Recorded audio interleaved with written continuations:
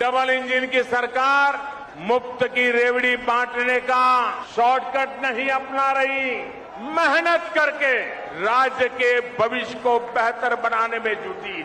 देखेगा, घबराना नहीं। पैसा दे रहा है, ये चोर है, चोर, चोर, चोर।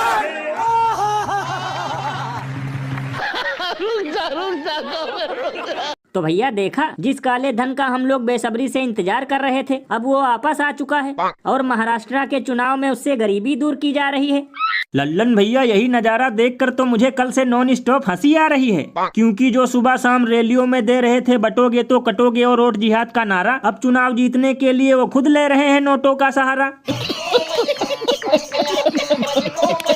लल्लन भैया, कभी कभी तो मैं सोचता हूँ कि आखिर इन बीजेपी वालों को उल्लू बनाने की ट्रेनिंग देता कौन है, क्योंकि एक तरफ ये लोग कहते हैं कि माल बांटकर वोट खरीदने वालों से सावधान रहें, रेवड़ी कल्चर वालों ने देश को खोखला कर दिया है, दूसरी तरफ ये लोग खुद वोट के लिए नोट कल्चर का गेम खेल रहे हैं। एक तरफ कहते हैं मैं भ्रष्टाचारियों से जेल में चक्की पिसवाऊंगा, दूसरी तरफ उन्हें अपनी वॉशिंग मशीन में डालकर दूध से भी ज्यादा साफ कर देते हैं। भैया इसीलिए तो इस पर महान कवि बाबा भटकनाथ ने कहा है कि ये लोग जो कहते हैं सदैव करते हैं उसका उल्टा, और नोट देकर वोट नहीं खरीदेंगे तो अयोध्या की तरह यहाँ भी फट जाएगा धोती कुर्ता।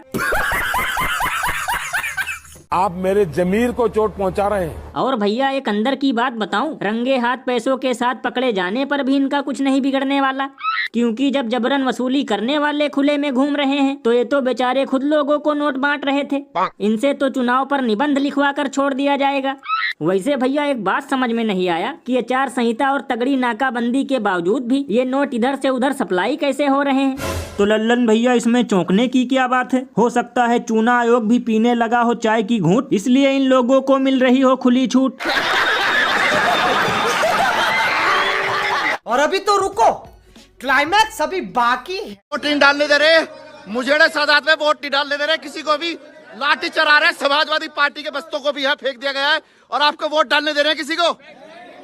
ये सब लोग वोट डालने के लिए जा रहे हैं, किसी का वोट नहीं डालने दे रहे ये लोग। मुझे क्रेडिट नहीं चाहिए। तो भैया देखा, नोट और रेवड़ी बांटने के बाद भी जब हार का डर सताने लगा तो चुनाव में धांधलेबाजी और बेईमानी का खेल शुरू कर दिया गया।